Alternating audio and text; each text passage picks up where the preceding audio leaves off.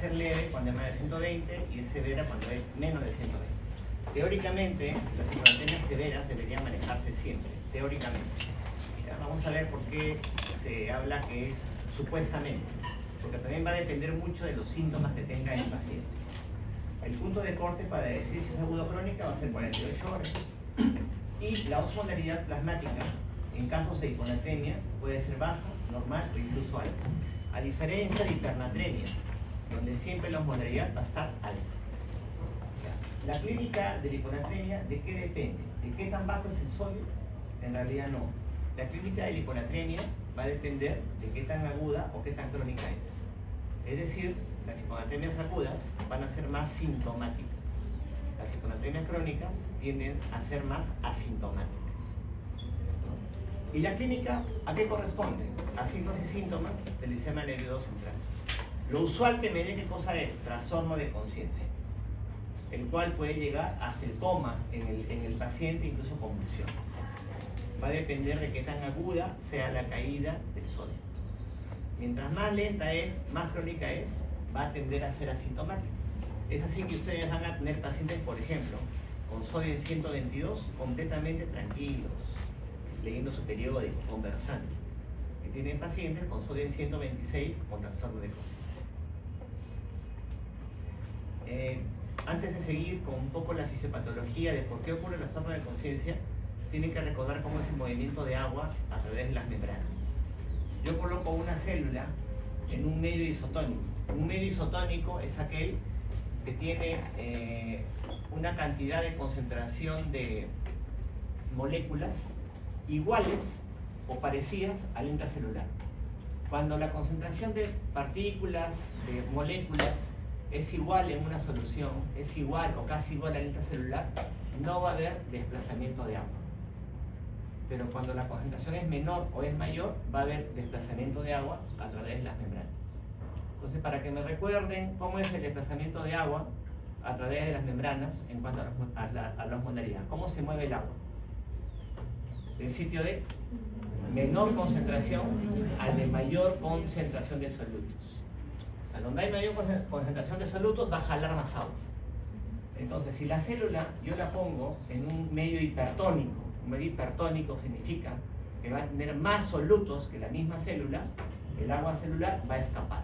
La célula se va a deshidratar. El agua de la célula busca el lugar donde hay mayor concentración de solutos, es decir, la solución. Pero si yo pongo la célula en un medio hipotónico, un medio con menor concentración de solutos, el agua de ese medio más bien se va a meter al intracelular, que tiene mayor concentración de solutos que el medio. Entonces, la gran mayoría de hiponatremias van a cursar con hiposmolaridad, una osmolaridad plasmática disminuida. ¿Por qué? Porque el principal determinante, recuerden, de la osmolaridad plasmática va a ser el sodio. Entonces, la gran mayoría de hiponatremias tienen osmolaridad disminuida. Como va a haber una osmolaridad disminuida, esa agua del intravascular se va a ir ¿hacia dónde? Hacia donde hay más solutos, se va a ir al intracelular, va a ocurrir eso. Y eso va a ocurrir a nivel cerebral, va a haber un edema cerebral. La mayoría de hiponatremias que van con osmolaridad baja, es decir, va a haber una menor concentración de solutos en sangre con respecto a la célula, va a producir finalmente que el agua del intravascular se meta al intracelular y haya edema celular, edema cerebral en este caso. Y ese edema es el causante del trastorno de conciencia. ¿Cuál es el primer paso para evaluar una hiponatremia? O sea, tengo un paciente con un valor de sodio bajo. Lo primero que me tengo que preguntar es cómo está la osmolaridad plasmática. Y la osmolaridad está determinada por el sodio, la glucosa y la urea, con la fórmula que ustedes ya conocen, ¿no es cierto? 2 por sodio, por glucosa sobre 18 más la urea sobre 6. Lo normal es que sea de 275 a 290 miliosmoles por kilo de agua. Sin embargo, recuerden que la urea es considerada un osmol ineficaz. Un osmol ineficaz, ¿qué significa? Que no se queda ni en el extra ni en el intracelular, sino que se desplaza libremente. Es un osmol que no se determina hacia un lado, sino que se desplaza libremente. Entonces pueda que no me determine bien la osmolaridad plasmática. Entonces, la misma fórmula, pero sin la urea. 2 por sodio más glucosa sobre 18. La variación es mucha, ¿no? 275 a 285 miliosmoles por kilo de agua. El concepto que se sugiere usar es el de osmolaridad plasmática efectiva, o sea, sin la U. Si revisan ustedes libros de fisiología, por ejemplo el Guyton incluso menciona la fórmula de la osmolaridad plasmática simplemente como 2 por sodio y nada más. Es decir, que el sodio es el principal determinante de la osmolaridad plasmática. Ahora, ¿para qué me sirve la osmolaridad? Para clasificar a la hiponatremia, porque dependiendo de la clasificación viene el manejo de la hiponatremia. Entonces, según la osmolaridad tenemos hiponatremias hiposmolares, isosmolares e hiperosmolares, dependiendo del valor de la osmolaridad. Las hiposmolares a su vez van a ser hipovolémicas, euvolémicas, hipervolémicas. Valoro la volemia en el paciente. Por ejemplo, un paciente hipervolémico es un paciente con sobrecarga hídrica, un paciente con edemas, con ascitis, con derrame pleural y lateral, con congestión pulmonar, con ingurgitación yugular. Es un paciente edematoso, el hipervolémico. El hipovolémico sea todo lo contrario, tiene signos de pérdida de volumen, taquicardia, tendencia a la hipotensión por historia de pérdidas, por ejemplo. Y el euvolémico es un paciente que no encuentra ni lo uno ni lo otro. Estas acá son las más frecuentes. Las más frecuentes van a ser las hiponatremias hiposmolares. Son las que ustedes van a ver. Las isosmolares son falsos positivos de laboratorio. Son falsos valores inducidos por hiperlipidemia, hipergliceridemia más de 1000 por lo general, e hiperproteinemia, proteínas más de 10, como ocurre, por ejemplo, en algunas gammapatías monoclonales, tipo mieloma, que me dan hiperproteinemia. Pero son falsos valores de laboratorio, o sea, son falsos valores que me hacen falsear un resultado bajo de eso. Y luego tenemos las hiperosmolares, inducidas por hiperglicemia y por soluciones de factor. Las importantes, ponen un círculo acá, son las hiposmolares. Luego que detecto que es una hiponatremia hiposmolar, ¿qué dije? Evalúo la volemia. Y la volemia puede ser que el paciente esté hipovolémico. En ese caso han habido pérdidas de agua sí, pero sobre todo ha habido pérdidas de sodio. O sea, el paciente ha perdido más sodio que agua, pierde ambos, pero pierde más sodio que agua. Causas principales de esto: insuficiencia suprarrenal, pérdidas gastrointestinales, pérdidas renales, por ejemplo, se me pasó la mano de la furosemida. Tercer espacio, secuestro de líquidos en tercer espacio, como ocurre con el líquido peripancreático en las pancreatitis severas o los grandes quemas. Estos pacientes pierden volumen. Entonces, clínicamente, ¿cómo te imaginas un paciente de estos en cuanto a sus funciones vitales? ¿Cómo estará? Puede estar chocado, puede estar con taquicardia. Entonces, mi primera medida terapéutica, ¿cuál debe ser? Fluidoterapia de reanimación, fluidoterapia de rescate. ¿Con qué se hace la fluidoterapia de rescate? Con suero salino isotónico, cristaloide, Ringer o cloruro.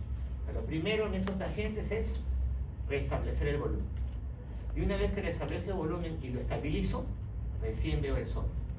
No puedes tener este paciente, digamos, con 80-40 de presión, 120 cargas chocado, y tú estás preocupado, oye, pero el sodio está en 120, ¿qué hacemos? O sea, primero le metes cloruro, ¿no es cierto? Le elevas la presión, bajas la frecuencia cardíaca, y una vez estabilizado, recién ve el sodio.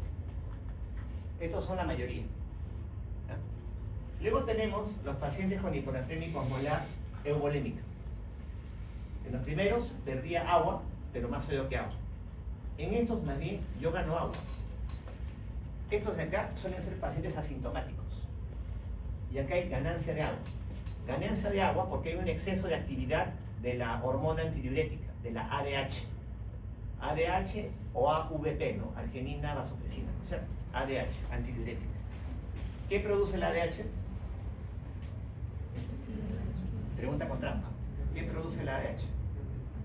La neurohipófisis, los núcleos supraópticos paraventricular del hipotálamo producen y la almacenan en la neurohipófisis. ¿Ya? La respuesta en sí no es la neurohipófisis, ¿sabes? El hipotálamo. ¿Ya? Los núcleos supraópticos paraventricular almacenan en la neurohipófisis y de ahí se libera. ¿Dónde actúa? Túbulo distal, ¿no? Y abre las aquaporinas. ¿Y qué absorbe? Solamente agua.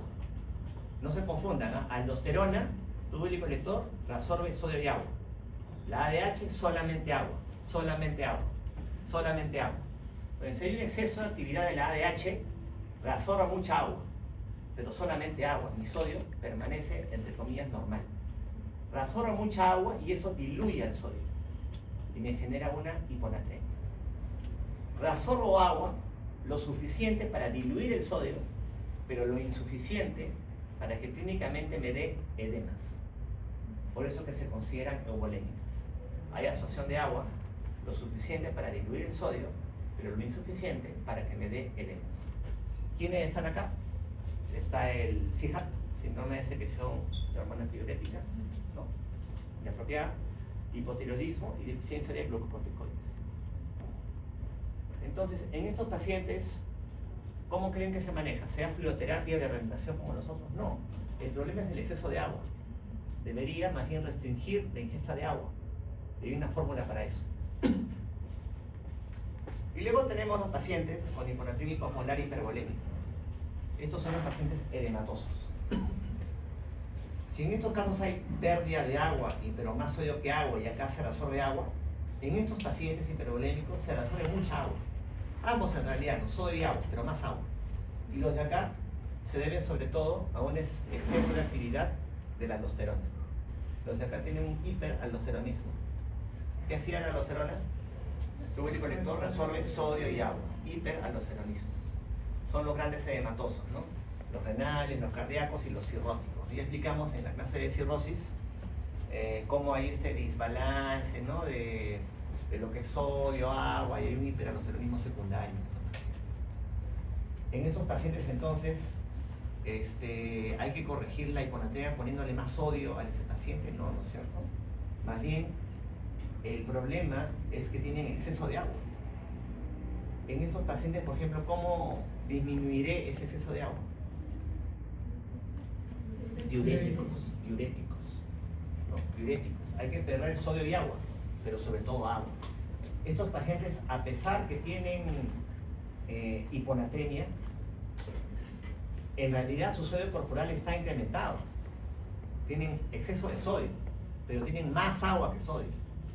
Por eso que a los pacientes con falla cardíaca y cirrosis yo les dejo dieta hiposódica, porque en realidad su sodio corporal está incrementado.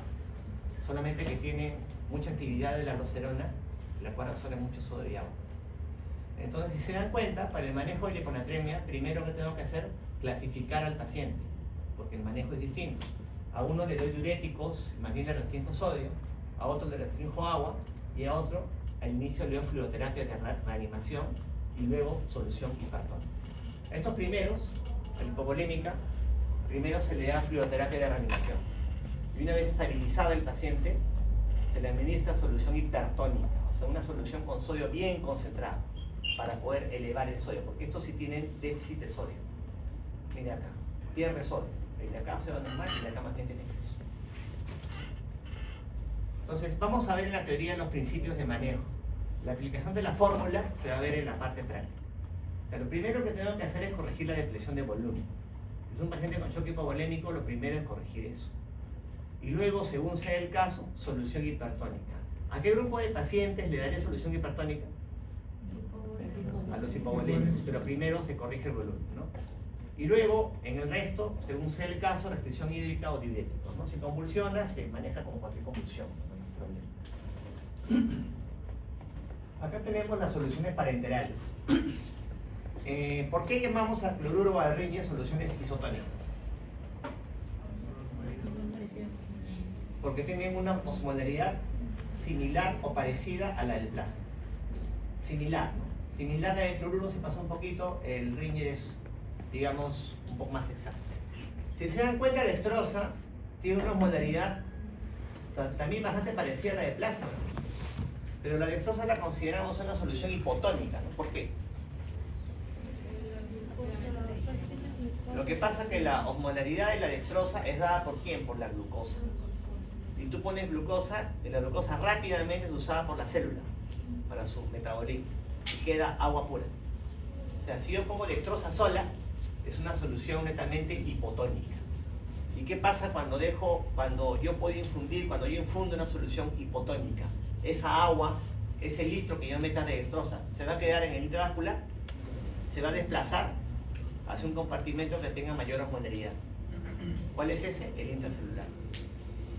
Si yo pongo de soda sola, esa osmolaridad que está dada por la glucosa se me va a ir rápido.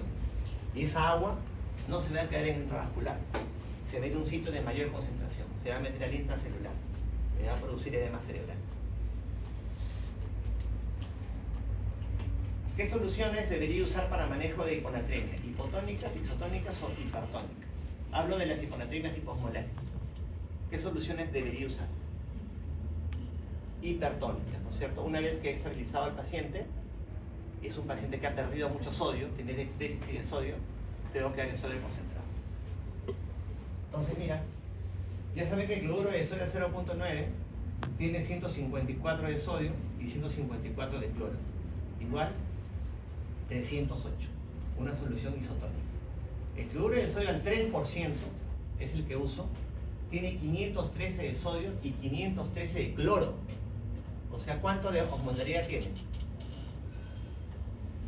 1026, ¿no es cierto? 1026 de osmolaridad. Es una solución hipertónica. Una es al 0.9 y otra es al 3%. Esta solución es la que yo voy a infundir al paciente para manejar hiponatremia. O sea, tiene más de 1000 de osmolaridad. 513 de sodio, 513 de cloro. La solución al 3% no hay en el Perú, ¿ya? Pero podemos construirla. Podemos construirla teniendo en cuenta el cloruro de sodio, que tiene 154, y 154 y el cloruro de sodio al 20%, que son ampollas llamadas hipersodio, que tienen 168. Entonces, ¿cómo construimos una solución al 3%? 900 cc de cloruro de sodio 0.9 más 5 ampollas y media de cloruro de sodio al 20%. Inyecto el gas 5 ampollas y media. Así construyo una solución con 512.6 de osmolaridad. Perdón, de sodio, ¿no es cierto? De sodio. Entonces, esa es la solución al 3% que yo voy a usar para responder sodio en una hiponatremia hiposmolar hipovolémica. Pero primero recuerden, en una hiponatremia hiposmolar hipovolémica, ¿qué tengo que hacer? Fluidoterapia de reanimación. Una vez que esté estabilizado, recién repongo sodio. ¿Qué es lo que tengo que hacer? Elevar el valor del sodio a lo normal. El objetivo principal va a ser sacarlo del cuadro clínico, ¿ya? El objetivo principal es la mejoría clínica. La mejoría clínica en ese caso es el trastorno de conciencia en el paciente. ¿Cuánto tengo que elevar el sodio? Más que cuánto, hasta cuánto. No se sugiere, no se debe aumentar más de 4 a 8 en las primeras 24 horas. La rapidez de la elevación va a depender qué tan severo sea el cuadro. La mayoría de los pacientes con hiponatremia no vienen con criterios de severidad. Si bien se escribe en la literatura que los pacientes vienen convulsionando, eso no ocurre por lo general. Entonces la sugerencia es que sea 6 en 24 horas, 6 en 24 horas, pero no más. Porque si yo elevo el sodio más de 10 o 12 en 24 horas, puede ocurrir un efecto adverso llamado mielinolisis pontina. Mielinolisis pontina, que es una desmielinización de la protuberancia. Y esa es una cuadriparesia, ¿no? O una cuadriplejía. Como les mencioné, en casos graves, llámese convulsiones, podría aumentar más rápidamente el sodio. Pero el principal indicador de mejoría no es el valor del laboratorio. El principal indicador de mejoría es el cuadro clínico del paciente. Si mi sodio está en 120, con 126, 128, el paciente ya despertó y ya está en su basal, yo podría suspender la infusión y pasarle una infusión salina isotónica, o sea, suero salino normal, isotónica, y el paciente solito se regula. Hay que sacarlo primero del cuadro clínico. Si elevo rápidamente el sodio, lo que puede haber es una desmielinización osmótica, llamada mielinolisis pontina. La consecuencia de eso es una cuadriplejía en el paciente, que no es inmediata, es tardía. ¿Qué fórmula uso? Esta es la fórmula clásica, y hay más fórmulas. Miren esa última. Se saca una raíz cuadrada, creo en una de ellas, no sé, es un poco más complicado. Hay varias fórmulas, y todas probablemente me den valores diferentes. ¿Qué quiere decir? Que son estimados. Lo que tú tienes que hacer es un monitoreo del paciente, porque es una fórmula que está estimando cuánto se puede modificar el sodio. La fórmula que se recomienda se aplique es la fórmula de Adrogué-María, ¿no? Que me dice sodio infundido menos sodio sérico, sodio medido, sobre agua corporal total más 1. Y acá viene el problema, donde siempre se confunde. Esta fórmula me da un número, digamos 15. Digamos que el cálculo sale 15. ¿Ese 15 qué significa?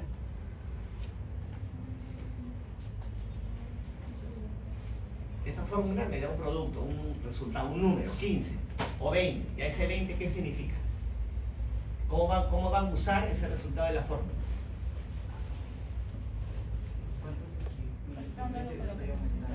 ¿Cuántos estoy aumentando? ¿Qué más?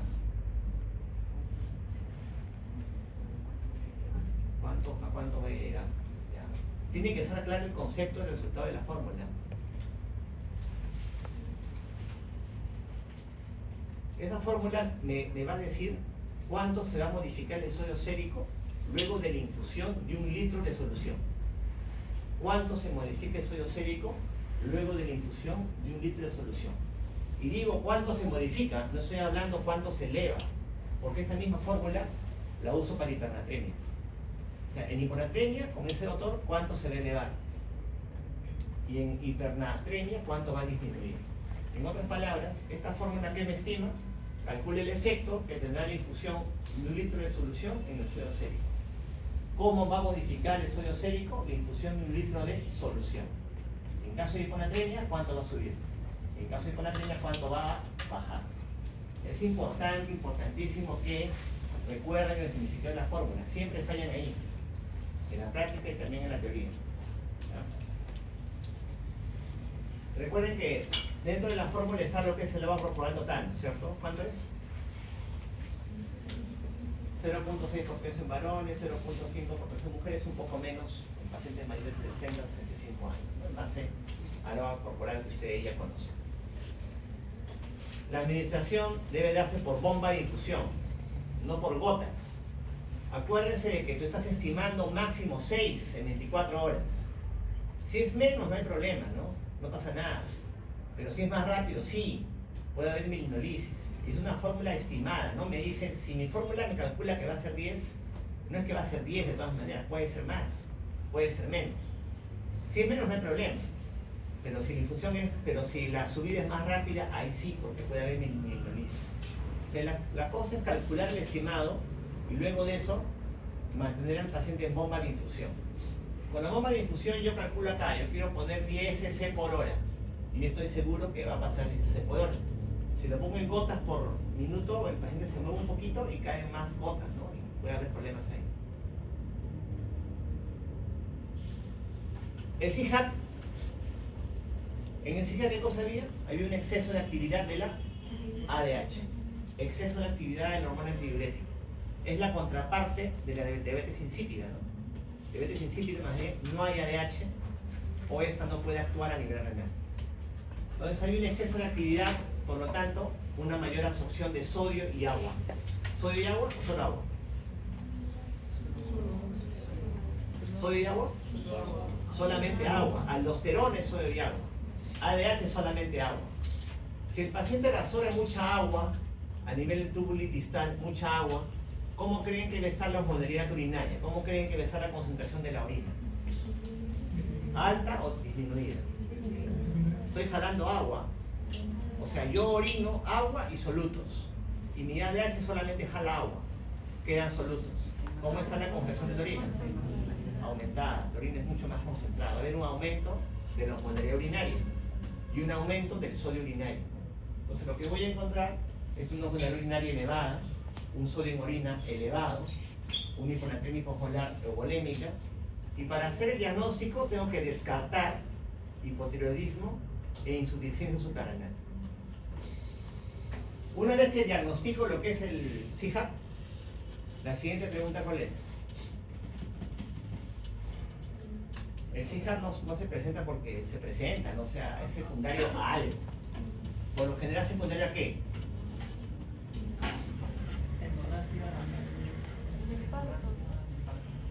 ¿Hemorragia qué? De parto no, se está confundiendo con el intestino, ¿no? Es otra cosa. Mira, prácticamente cualquier patología pulmonar o cerebral me la puede producir. Desde tuberculosis pulmonar, cáncer pulmonar microcítico, hemorragia supraranoidea, tumores cerebrales, meningitis, me la pueden producir. Muy asociada con cáncer pulmonar microcítico, pulmonar. Es uno de los paraneoplásicos más frecuentes, entre otras cosas. O sea, tengo que buscar una cosa secundaria. ¿Por qué les digo esto? Por ejemplo, un paciente fumador pesado, con historia, ¿no es cierto? Fumador pesado. Que una analítica de control encuentres una hiponatremia, ¿no? Hiposmolar eubolémica en un fumador pesado, o sea, te obliga a buscar cáncer de pulmón, microcítico, por ejemplo. Ahora, ¿qué les dije del CIJAR? ¿Cuál es el problema? ¿Que pierdo sodio? ¿Sí? Absorbo agua. Entonces, ¿qué tengo que hacer? Restringir los líquidos. ¿Cuánto le restringo? ¿Tome menos agua? O sea, ¿cuánto? Hay una fórmula, ya que es la fórmula de FUS. Sodio urinario más potasio urinario sobre sodio plasmático, ¿no? Y según el valor de la fórmula, yo hago la restricción hídrica. O sea, no es decirle tome menos agua, ¿no? O sea, más o menos, dependiendo del valor de la fórmula, le voy a indicar la restricción hídrica. Pues queda claro que para el manejo de lo que es hiponatremia, tengo primero que clasificarla bien. Dependiendo de la clasificación va a ser el manejo. Cirrosis hepática pertenecería, si tiene hiponatremia, ¿qué tipo de hiponatremia? Hiposmolar, ¿de qué tipo? Hipervolémica. Damos diuréticos, que ya le hemos mencionado, y también tenemos que dar dieta hiposódica, porque estos pacientes tienen sodio corporal elevado, tienen mucho sodio. ¿Pero por qué tienen hiponatremia? Porque tienen más agua que sodio. ¿Y por qué tienen los dos elevados? Porque tienen un hiperaldosteronismo. ¿Y qué hace la aldosterona? Absorbe sodio y agua, pero más agua que sodio. Por más que tenga hiponatremia, es dieta hiposódica. Lo mismo en la falla cardíaca. Entonces, no a todas las hiponatremias tú vas a meter en solución hipertónica. O sea, va a depender. Primero tienes que clasificarla para eso. Pasamos a lo que es hipernatremia, ¿no? De clínica similar, aguda y crónica lo mismo, punto de corte 48 horas. Estas sí cursan con hiperosmolaridad. Entonces, acuérdense que el principal determinante de las osmolaridades es el sodio, y estas sí van con osmolaridad incrementada. La clínica va a ser muy similar, y fisiopatológicamente, ¿a qué se deben? ¿Qué pasa con el cerebro? Si la hiponatremia el cerebro se edematiza, en hipernatremia el cerebro se deshidrata. En el intravascular va a haber una hiperosmolaridad. Entonces, la hiperosmolaridad del intravascular va a jalar agua. ¿De dónde jala agua? De la célula, del intracelular. La célula se deshidrata. O sea, va a haber una deshidratación cerebral, ¿no? O sea, se encoge el cerebro, ¿no? Y al encogerse justamente puede rasgar algunos vasos sanguíneos, ¿no? Y puede haber también hemorragia cerebral. Factores de riesgo para hipernatremia. Prácticamente cualquier paciente hospitalizado en medicina interna, ¿no? Extremos de la vida, postrados crónicos, trastorno de conciencia.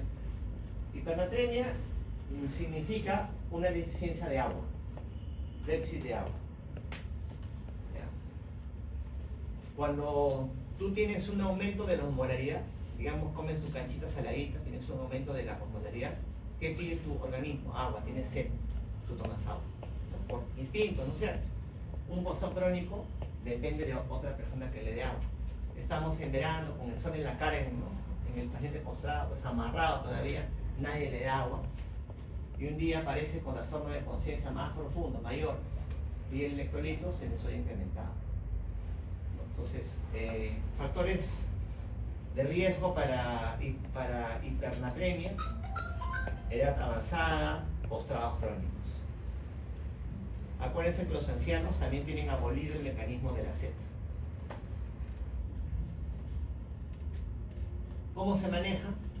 Igual, ¿no? No debe disminuir el sodio más de 4 a 8 en 24 horas. ¿Y el mejor indicador cuál va a ser? La mejoría clínica del trastorno de conciencia.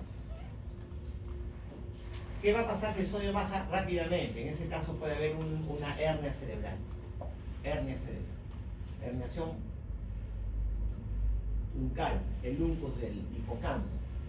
¿Se acuerdan? La porción más interna del lóbulo temporal se mete a la fosa posterior y me comprime el mesencéfalo. Y al comprimir el mesencéfalo me comprime el tercer par, ¿no? El tercer par sale del mesencéfalo, ¿no es cierto? Y clínicamente, ¿cómo te vas a dar cuenta que el paciente se está herniando? ¿Qué es lo que vas a encontrar? Entonces, o sea, ocurre una hernia del uncus del hipocampo. Se choca con el mesencéfalo y con el tercer par, comprime el tercer par. No, antes que diplopia. Anisocoria. Anisocoria. ¿Cuál pupila es la que está? ¿Cuál lado es el que está comprimiendo la hernia? ¿El lado que tiene midriasis o el lado que tiene miosis? Midriasis, ¿no? Lo que pasa, a ver, acuérdense que del tercer par tiene también filas parasimpáticas, ¿no es cierto? Las filas parasimpáticas están alrededor del tercer par. Entonces la hernia me comprime al tercer par y me comprime las filas parasimpáticas. ¿El parasimpático qué cosa hace? ¿Miosis o midriasis? Miosis. ¿Y el simpático? Midriasis. Midriasis. El simpático hace midriasis, el parasimpático miosis. ¿De eso cómo se acuerdan? ¿Ven por la calle alguien simpático? A ver los ojos, ¿no? Midriasis. Simpático, midriasis. Parasimpático es el peor. Entonces, si tú comprimes el parasimpático, el tercer par, no va a haber quién haga miosis. ¿Qué predomina? La midriasis. Predomina el simpático, ¿no? Ya, entonces, si tienes anisocoria en un paciente con hipertensión endocraniana, trastorno de conciencia, tienes que pensar en una hernia uncal, hernia de Lund, una hipertensión endocraniana. ¿Qué soluciones uso para manejar hipernatremia? Es como que tuviera una taza de café con un montón de azúcar, muy dulce. ¿Qué hago? Tengo que echarle agua, ¿no? Para diluirlo, o sea, tengo que diluir al paciente. Entonces, por lógica, ¿qué solución voy a usar? Hipotónica. Soluciones hipotónicas. La literatura me habla de cloruro de sodio al 0,45. La mitad de esto, ¿no es cierto? 0,45. Acá no hay. ¿Qué tenemos acá? Tenemos dextrosa, que ya saben tiene 0 osmolaridad, y agua destilada. ¿Qué podemos hacer? A un frasco de dextrosa le metemos una ampollita de cloruro de sodio al 20%. De lo que tiene 0, ahora tiene 68. O agua destilada, tiene 68.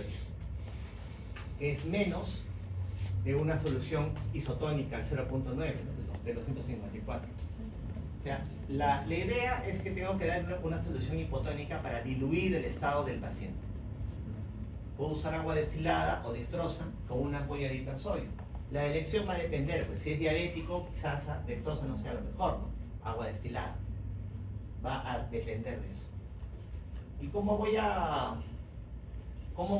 calcular el déficit? Había antes una fórmula de déficit de agua, que ya no se usa. Nos basamos igual en la fórmula de Adrogué María, ¿no es cierto? ¿Qué me dice el resultado? ¿Qué me dice? ¿Cuánto se modifica el sodio sérico en un litro? ¿Cuántos miliequivalentes de sodio se van a modificar luego de un litro, de infusión de un litro de solución? Estamos manejando hipernatremia, ¿será cuánto va a disminuir luego de un litro de solución? ¿Cuánto tengo que bajar? Máximo 4, 8 y 24 horas. La misma regla para hiponatremia, pero al revés. Muy bien. Ya, eso con respecto a lo que es sodio, ¿no? En la práctica vamos a manejar más los ejercicios. Pasamos a lo que es trastornos de potasio, específicamente hipercalemia. La concentración de potasio en equivalentes en el organismo, acuérdate que es un ion predominantemente intracelular, el 98% se encuentra en el intracelular, y el que se mantiene en el intracelular, el 98%, ¿de qué depende? Depende de una bomba, ¿no? La bomba sodio-potasio ATPase. Hay algunos fármacos, algunas hormonas que estimulan a esta bomba, que estimulan que se meta potasio en la célula y salga sodio. ¿Quiénes son esos fármacos, esas hormonas que estimulan a esa bomba? Acá tenemos a la insulina, los beta-2 agonistas y el bicarbonato.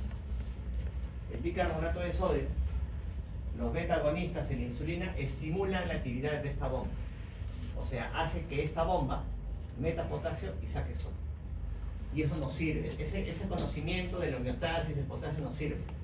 Porque en el manejo de hipercalemia, justamente dejamos de cosa, insulina, beta 2 y carbonato de sodio. Este es un ion predominantemente intracelular. O sea, solo el 2% está en el extra. Eso que yo mido sérico es el 2%. Como es tan pequeña en la concentración, no hay fórmulas para estimar cuánto me va a subir o bajar el potasio. A diferencia del sodio. El sodio es un ion predominantemente extracelular. Ahí están fórmulas que me estiman cuánto va a cambiar el sodio. Pero para un ion que es predominantemente intra y yo mido solo el 2%, no hay fórmulas. Aproximadamente, tú puedes decir, puede bajar 0,5 o 1, pero no es exacto. La excreción del potasio depende principalmente del eserriñón, ¿no? Y del tema de la aldosterona. Es por eso que la principal causa de hipercalemia, ¿cuál va a ser? Enfermedad crónica. La principal causa de hipercalemia va a ser enfermedad crónica.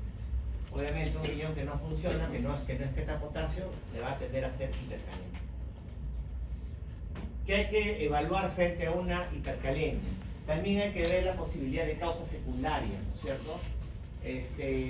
No están tan alejadas, pero se reportan que sean secundarias a una mala técnica de venopunción. También puede ser secundaria y le llaman pseudo hipercalemia cuando tengo leucemias. En las leucemias van a encontrar en el hemograma un aumento desmedido de los leucocitos, ¿no es cierto? 30.000, 50.000 células blancas, ¿no? Y teniendo en cuenta que es un ion intracelular, puede darse el caso de que sea inducido por la hipercelularidad. Igual secundario uso de fármacos citotóxicos, ¿no? Quimioterápicos. Los quimioterápicos me producen destrucción celular. Obviamente para el cáncer está bien, ¿no? Pero al destruirme la célula también me liberan potasio. O sea, hay toda una historia previa que yo tengo que ver antes de valorar el tema de la hipercalemia. Pero que quede claro de que la principal causa va a ser enfermedad crónica. Cuadro clínico de hipercalemia. En ocasiones se puede presentar una parálisis flácida ascendente. También pueden haber acidosis metabólica. La gran mayoría de hipercalemias cursan con acidosis metabólica. La gran mayoría de acidosis metabólicas cursan con hipercalemia. Hay excepciones, ¿eh? Hay excepciones de acidosis metabólicas que más bien van a cursar con hipocalemia. Cuando tengas acidosis metabólica con hipocalemia, ¿qué pienso? Acidosis metabólica con hipocalemia. O sea, lo usual es que se acompañen hipercalemia con acidosis metabólica, eso es lo normal. Pero cuando tengo hipocalemia con acidosis metabólica, voy a pensar en acidosis tubulares renales, las ATRs, acidosis tubular renal, son un grupo de cuadros. ¿Okay? Y por supuesto, también la hipercalemia me da alteraciones en el electrocardiograma. Tengo que estar atento a buscar esto, porque el hallazgo de cualquiera de estos me dice que tengo que manejar la hipercalemia. ¿Qué encuentro en el electro? ¿Qué es lo clásico? ¿Qué es lo clásico que ustedes recuerdan? Ondas tepicudas. ¿Ya? ¿Qué te dice? Hay ciertos valores que mencionan, ¿no? De cierto rango a cierto rango van a haber algunas alteraciones en el electro. Lo clásico y la pregunta clásica de algunos exámenes es cuál es la primera manifestación, la onda tepicuda. Sin embargo, esta relación con valor de potasio y alteración no siempre se cumple. Es decir, pueden haber electros con 7 de potasio y un electro casi normal. O sea, no siempre se cumple. Pero se tiende a tener el concepto de que la manifestación en el electro más precoz es la onda tepicuda. Finalmente, valores más de 8 ya me llegan a la sistolia, un paro en diástole que hace. Pautas de manejo, o sea, ¿qué pautas tengo que tener en cuenta cuando voy a manejar una hipercalemia? Primero, obviamente, identificar y corregir la causa si es que es posible. Luego, estabilizar la demanda cardíaca. ¿Qué significa eso? Evitar el efecto tóxico del potasio en la membrana de la célula cardíaca. ¿Cómo lo logro? Aumentando el umbral de excitación. Aumento el umbral de excitación de la célula cardíaca. O sea, la hago menos excitada. ¿Cómo lo logro? Con gluconato de calcio. Gluconato de calcio no me disminuye el potasio, no baja el potasio. Hace que la célula cardíaca sea menos excitable. No me baja el potasio, pero me da tiempo a tomar otras medidas, como por ejemplo, desplazarlo al intracelular. ¿Y cómo voy a lograrlo? Estimulando a la bomba sodio de potasio ATPasa. ¿Quiénes me estimulaban a la bomba sodio de potasio ATPasa? ¿Ah? Insulina, beta 2, bicarbonato. Eso hace que se estimule la bomba y meta potasio en la espalda. Y finalmente, eliminar el potasio del organismo, ¿no? Con diálisis o con diuréticos u otro tipo de medidas. Entonces, estabilizar masa cardíaca, gluconato de calcio. ¿Cuándo se usa? Se usa siempre, sobre todo, van a usarla cuando tengo manifestaciones electrocardiográficas o clínicas. Este fármaco no baja el potasio, me da tiempo a tomar las otras medidas. Actúa rápido, al minuto, pero su acción es 30 minutos, 1 hora. Entonces, no tiene sentido usarlo cada 8 horas, cada 6 horas. Lo colocas una sola vez. Tengo la emergencia en ese momento. ¿Qué puede pasar? Viene un paciente con antecedente de diabetes, con edemas. Tú ves pálido. Ves que clínicamente puede corresponder a una falla renal, ¿no es cierto? Crónica. Tiene el antecedente, tiene edemas, su palidez terrosa. Yo le saco un electrocardiograma, encuentro unas picuras. Tú vas a esperar en 3 horas que llegue el resultado de los electrolitos, o con la clínica y el electro ya tomaría una decisión terapéutica. Con la clínica y el electro, ¿eh? Porque la hipercalemia me puede producir en cualquier momento un paro. O sea, con clínica y electro yo ya decido. ¿Y qué voy decidiendo? Gluconato de calcio. Con clínica y con electro, la primera medida que voy a tomar. Y lo pongo una sola vez. Una sola vez para que me dé tiempo a tomar las otras medidas. Insulina, obviamente con dextrosa para que no haga hipoglicemia. Y lo voy a poner esto cada 4 o 6 horas, porque es el tiempo que dura la acción. Voy a nebulizar al paciente. ¿Se acuerdan en clase de asma cuánto era la dosis de salbutamol para nebulizar una crisis asmática?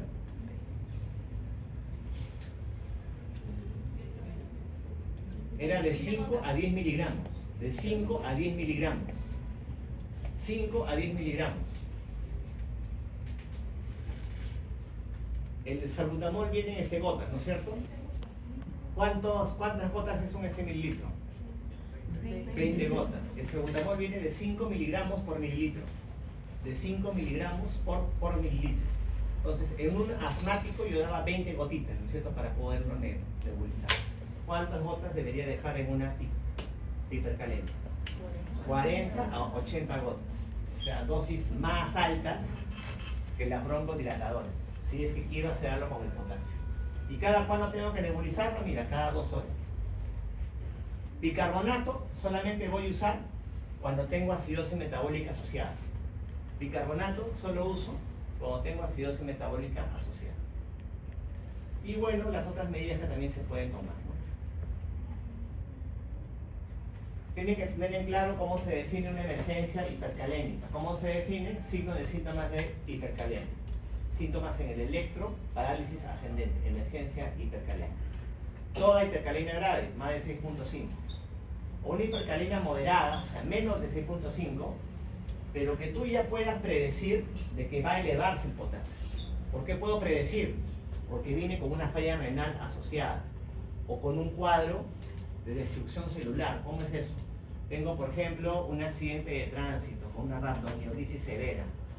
Mi potasio está en 6, no es grave, pero por el cuadro que tiene, yo digo que el potasio puede subir aún más. Lo catalogo como una emergencia hipercalémica. ¿Cómo se maneja eso? Estos casos deberían manejarlo con gluconato de calcio si es que el paciente presenta alteraciones en el electro. ¿Y qué le doy? Insulina más dextrosa y nebulización. Estas dos medidas son las que mejor me controlan el nivel de potasio. Estas dos se medidas. Insulina con dextrosa y la nebulización. Este es el esquema entonces para esta situación. Los otros fármacos y las otras situaciones, cómo se pueden manejar. Por ejemplo, una hipercalemia moderada puede causar o insulina con dextrosa o nebulización. Hipercalemia moderada es cuando es menos de 6.5, ¿cierto? Lo manejo con insulina con dextrosa o con nebulización. Con acidosis metabólica lo manejo con bicarbonato de sodio. Cuando es una hipercalemia leve a moderada, puedo usar diuréticos de ácido, sobre todo cuando tengo hipervolemia. Y intercambiadores de cationes digestivos en caso de que no esté disponible lo que es la terapia de reemplazo renal. ¿Cuáles son estos intercambiadores? Los que están acá. Estos de acá. ¿Dónde está? Estos de acá. El patiromer, por ejemplo. ¿Ya? No se usan acá. Que quede claro, sí, cuál es el manejo de la emergencia hipercalémica. Y las otras situaciones, que otras opciones tengo, ¿no? Las mejores medidas, ¿cuáles son? Nebulizaciones, insulina con dextrosa. Listo. ¿Preguntas? No, nada. Gracias.